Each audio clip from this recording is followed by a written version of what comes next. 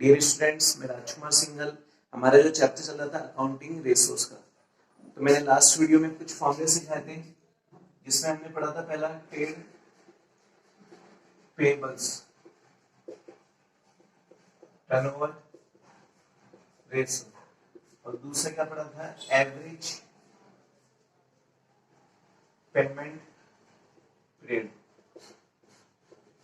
इसके अलावा हमने और भी फॉर्मूले पढ़े थे, लेकिन उसके हम एक एग्जांपल कर चुके हैं। तो अब हम इसके एग्जांपल करेंगे ट्रेड पेबल टर्नओवर रेशो के और एवरेज पेमेंट पीरियड की।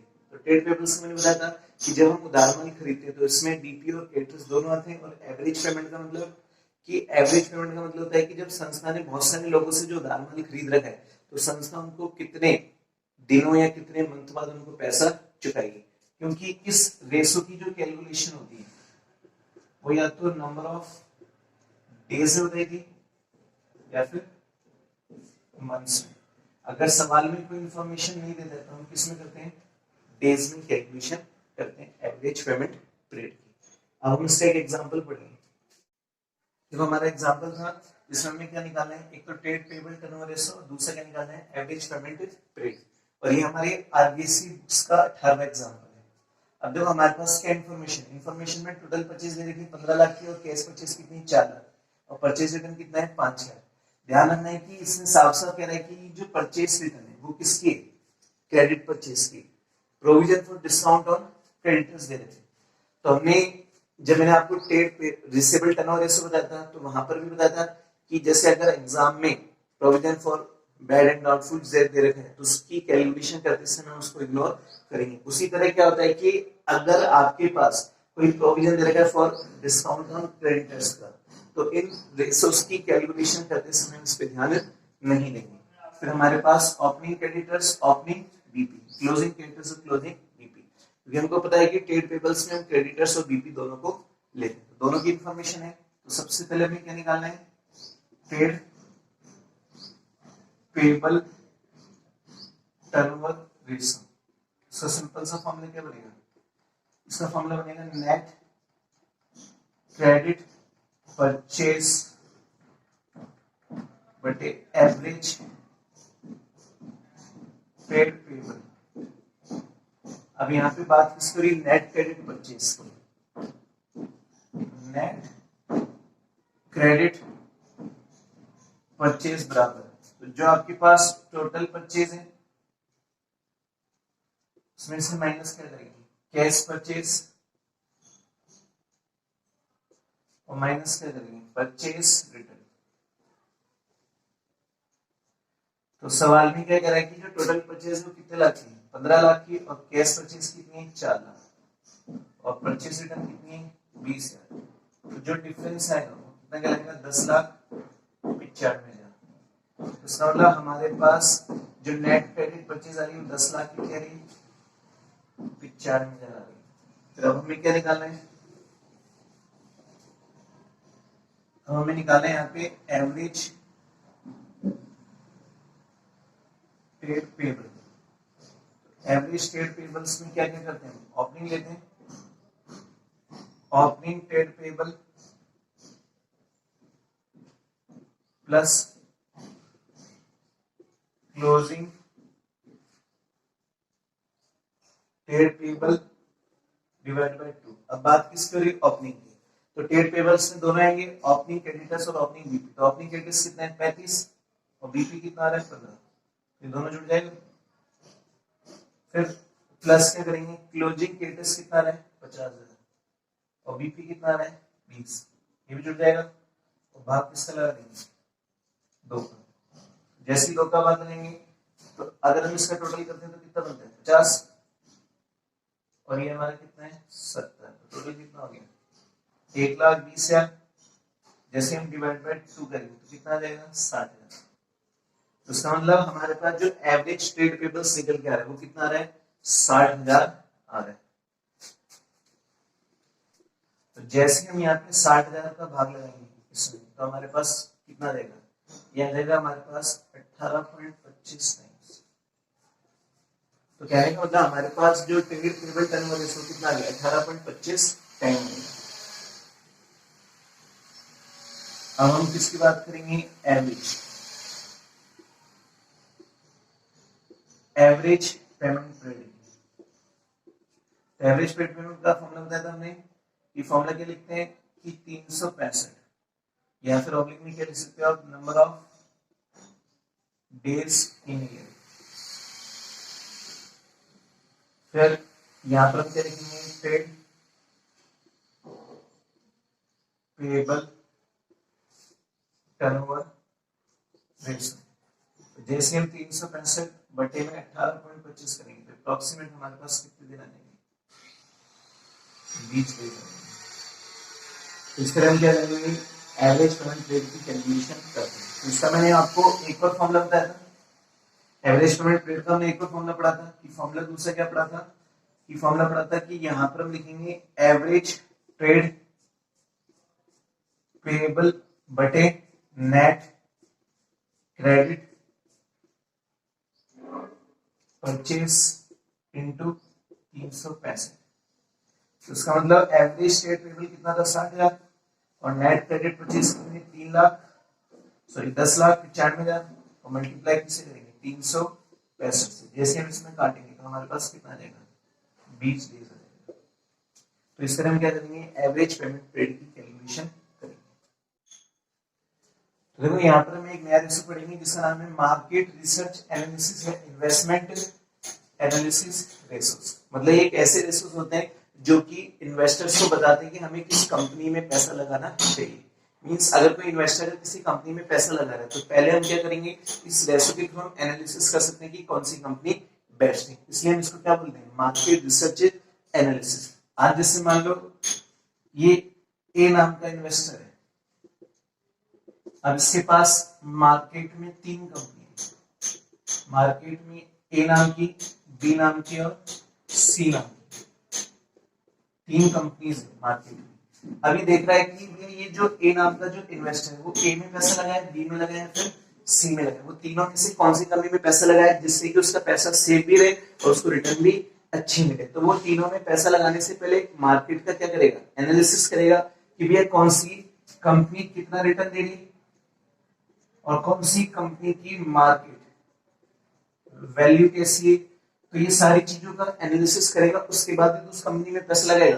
तो इसलिए हम क्या करते हैं, इस रेशो को बनाते हैं। तो इस रेशो को बनाने के पीछे यही लॉजिक है कि कोई भी इन्वेस्टर्स अगर किसी कंपनीज में पैसा लगा रहे हैं तो कंपनी में पैसा लगाने से पहले वो एनालिसिस करेगा कि कौन सी कंपनी बेस्ट है, कि कंपनी की मार्केट वैल्यू क्या है, कंपनी कितना रिटर्न देगी और कंपनी ने मार्केट से कितना उधार ले रखा है। तो इसलिए हम इस रेशो की कैलकुलेशन करते हैं।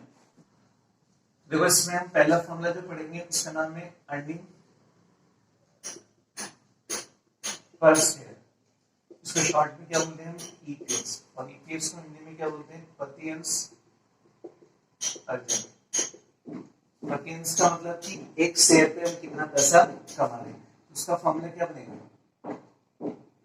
इसका फॉर्मूला बनेगा हमारे पास net profit after tax minus preference share dividend, बात इसका लगा देंगे नंबर ऑफ इक्विटी शेयर्स। ये हमारा फॉर्मूला है कि जो हमारे पास प्रॉफिट आएगा आफ्टर टैक्स उसमें से हम माइनस करेंगे प्रेफरेंस शेयर डिविडेंड, और बाकी इसका लगा देंगे नंबर ऑफ इक्विटी शेयर्स का। तो जो निकल के आएगी वो हमारी क्या आएगी, अर्निंग पर शेयर। तो देखो इन चीजों को पढ़ने से पहले हम बात करेंगे यहाँ पर शेयर। वैसे तो हमारा एक पूरा कंपनी का जो चैप्टर है वो बेस किस पर है, शेयर्स पर है। तो यहाँ पर हम बात करते हैं 2 तरह के शेयर्स की, एक तो बात करते हैं इक्विटी की और दूसरी बात करते हैं प्रेफरेंस शेयर की। तो प्रेफरेंस शेयर जो होता है उसको हिंदी में क्या बोलते हैं, पूर्वाधिकार।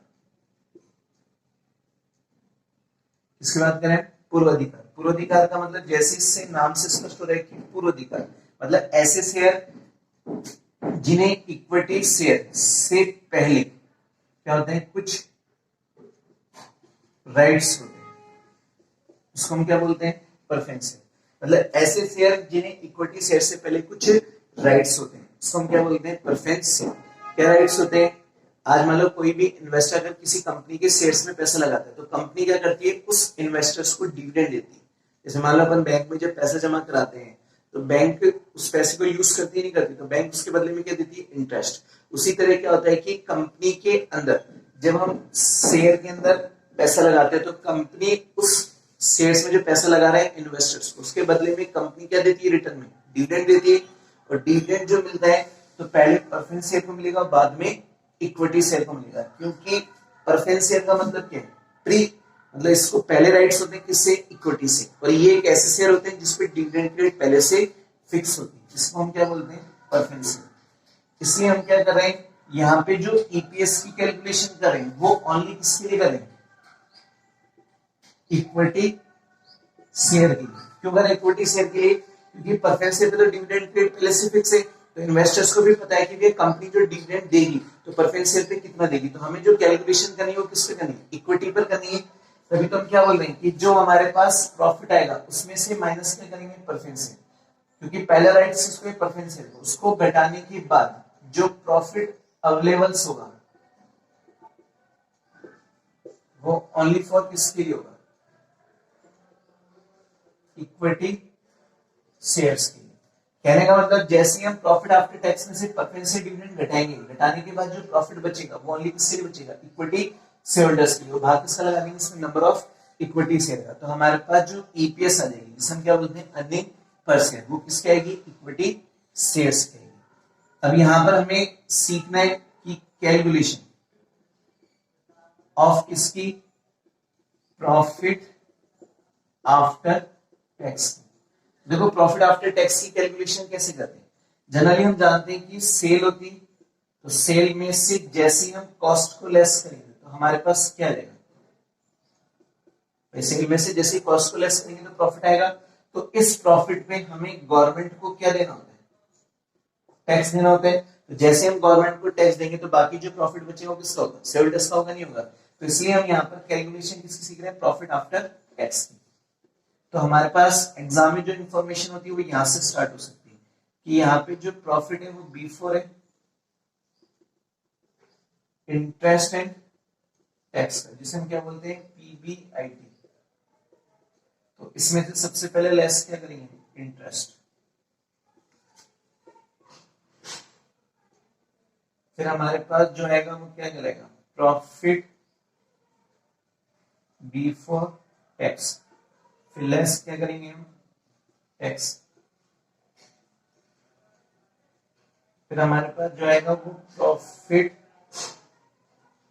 After tax. चाहो तो नेट लगा सकते हो, तो प्रॉफिट आफ्टर टैक्स। तो कहने का मतलब क्या था कि सबसे पहले हम इंटरेस्ट लेस करते हैं, इंटरेस्ट लेस करने के बाद जो प्रॉफिट आएगा वो बिफोर टैक्स करेगा, और इस प्रॉफिट पर हम गवर्नमेंट को टैक्स देते हैं, और टैक्स देने के बाद जो प्रॉफिट बचेगा वो आफ्टर टैक्स होगा।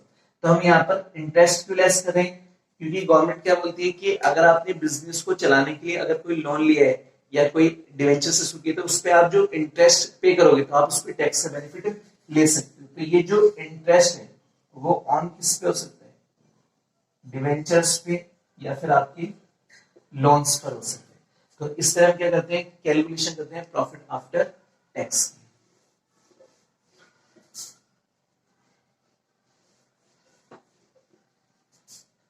अब इसी में सेकंड फॉर्मूला आता है जिसका नाम है डीपीएस, जिसको क्या बोलते हैं, डिविडेंड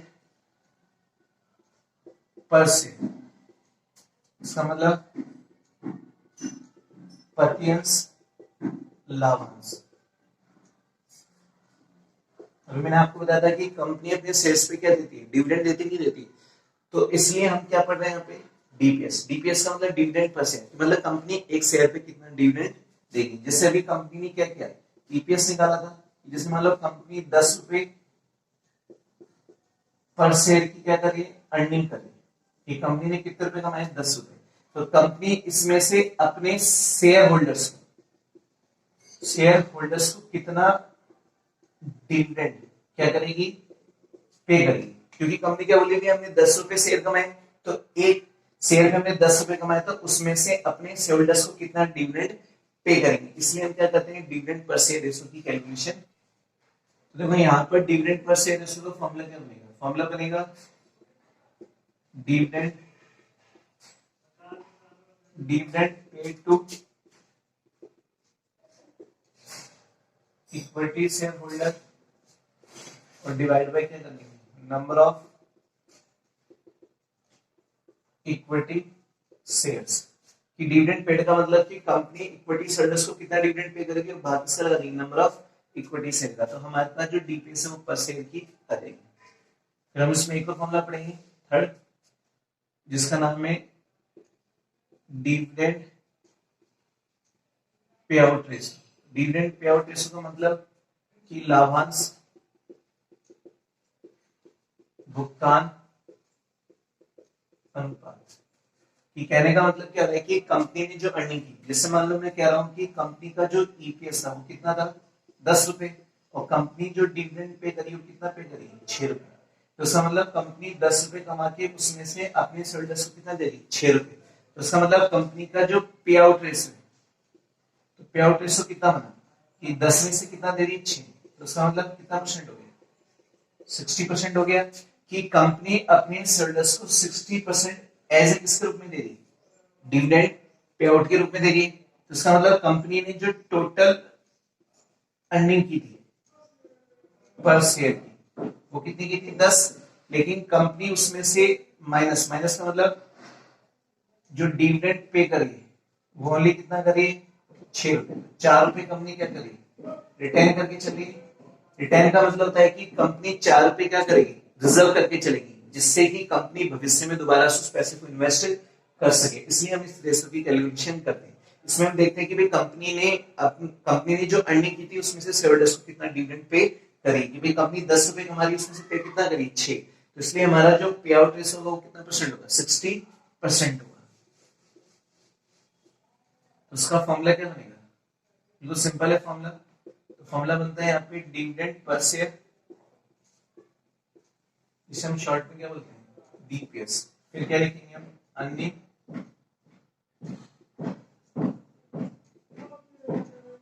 पर शेयर, जिसे शॉर्ट में क्या बोलते हैं ईपीएस, मल्टीप्लाई कितना कर देंगे 100। तो ये हमारे पास क्या जाएगा डिविडेंड पे आउट रेशियो का फॉर्मूला आ जाएगा। तो इसमें एक नोट है, जैसे मान लो अगर आपको रिटेन अर्निंग चाहिए,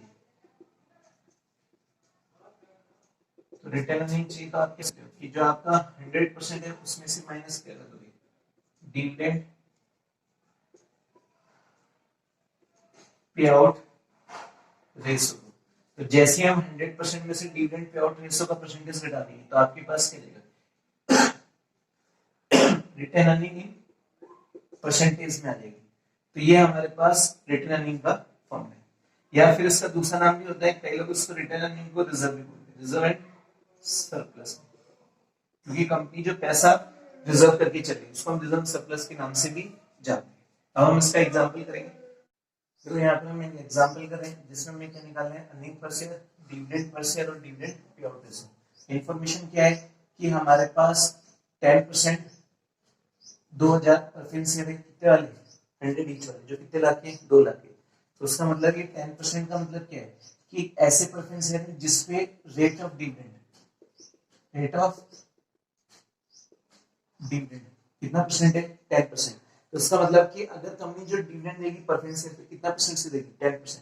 फिर हमारे पास इंफॉर्मेशन है 50,000 इक्विटी शेयर्स हैं, कितने वाले 10 ईच वाले, जो कितने लाख के 5 लाख के। प्रॉफिट आफ्टर टैक्स दे रखा है और इक्विटी डिविडेंड पेड दे रखा है कितना परसेंट 40%। तो इसका मतलब कंपनी इक्विटी पे जो डिविडेंड पे करेगी वो कितना परसेंट पे करेगी 40%। तो सबसे पहले हम क्या निकालेंगे EPS earning per share. Earning per share कैसे निकालेंगे, हमारे पास जो प्रॉफिट दे रहे हैं वो आफ्टर टैक्स उसमें से माइनस क्या करते हैं हम प्रेफरेंस शेयर डिविडेंड, और भाग किसका लगा देते हैं नंबर ऑफ इक्विटी शेयर्स का। मैंने आपको ये फॉर्मूला बताया था कि प्रॉफिट आफ्टर टैक्स में से जैसे हम प्रेफरेंस शेयर डिविडेंड घटाएंगे तो इसका मतलब जो ये प्रॉफिट बचेगा, प्रॉफिट जो अवेलेबल्स होगा वो ओनली फॉर किस लिए होगा इक्विटी के लिए। कि हमारे पास जो प्रॉफिट बचेगा वो ओनली किस लिए बचेगा इक्विटी के लिए। इसलिए क्या कह रहा है कि profit after tax, profit after tax का मतलब कि यहाँ पर ऑलरेडी गिवन है, निकालने की जरूरत नहीं, 3,80,000। फिर हम माइनस क्या करेंगे preference share dividend. Preference share का मतलब कि कंपनी बोलती है हमारे पास 2000 परसेंट देते 100 रुपए, तो मतलब इन्वेस्टर्स ने कितने लगाए 2 लाख, 2 लाख पे कंपनी कितना परसेंट रिटर्न दे रही है 10%, इसका मतलब 10% ऑफ 2 लाख, तो 2 लाख का कितना परसेंट 10%, और नंबर ऑफ इक्विटी से कितने 50,000, तो 3,80,000 में से माइनस कितने हो जाएंगे 20,000, भाग किसका लगा देंगे 50,000, तो जैसे हम 50,000 का भाग लगाएंगे तो उसकी कैलकुलेशन करेंगे तो 3,80,000 में से 20,000 गए तो कितने बचे 3,60,000, और 3,60,000 में भाग किसका लगा रहे हैं 50,000 का, तो 3 की 3 जीरो गई 1 ही, तो जैसे हम 36 में किसका भाग लगाएंगे 5 का, तो कितनी बार जाएगा 7 बार, तो 35, फिर यहाँ पे बचा कितना तो 0.2, तो इसका मतलब कंपनी का जो डिविडेंड पे आउट रेशियो कितना है सॉरी कंपनी की जो अर्निंग पर शेयर कितनी हो 7.2 है, ये हमारी क्या गई पर शेयर। अब हम जो दूसरा रेशियो निकालेंगे उसका नाम है डिविडेंड पर शेयर, शॉर्ट में इसको क्या बोलते हैं डीपीएस, तो इसका फॉर्मूला क्या बताया था हमने कि dividend paid to equity shareholder और डिवाइड बाय क्या कर देंगे नंबर ऑफ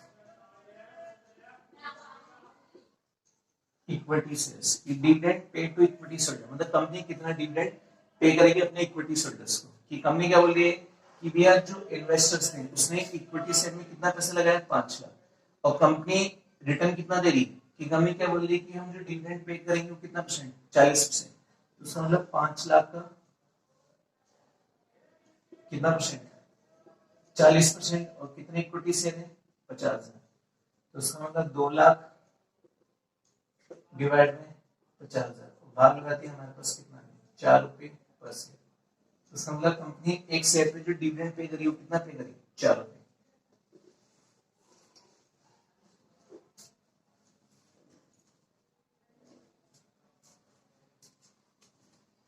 अब इसमें हमारा थर्ड फॉर्मूला क्या है, थर्ड फॉर्मूला है हमारे पास dividend pay out ratio, dividend pay out ratio कैसे निकालेंगे, जो आपके पास डिविडेंड पर शेयर आ रहा है जिसे हम शॉर्ट में क्या बोल देते हैं डीपीएस, फिर भाग इसका लगा देंगे अर्निंग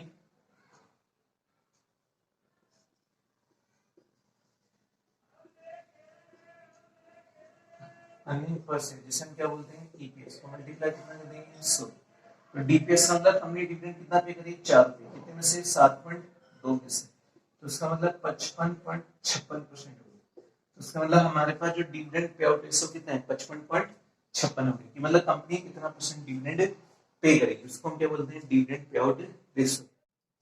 ये मैंने एग्जांपल लिखा है, जो भी हमने सवाल करा था उसी पर बेसिक पे आप लोगों को ट्राई करना है। सवाल में क्या कह रहा है, following information is given in the books of Ruchi limited, मतलब हमारे पास रुचि लिमिटेड की कुछ इंफॉर्मेशन है, उस इंफॉर्मेशन के हिसाब से हमें 3 रेशियो निकालने हैं, earning per share, dividend per share और डिविडेंड पे आउट रेशियो। तो इंफॉर्मेशन क्या है कि 1012%, तो ये कितना परसेंट है 12,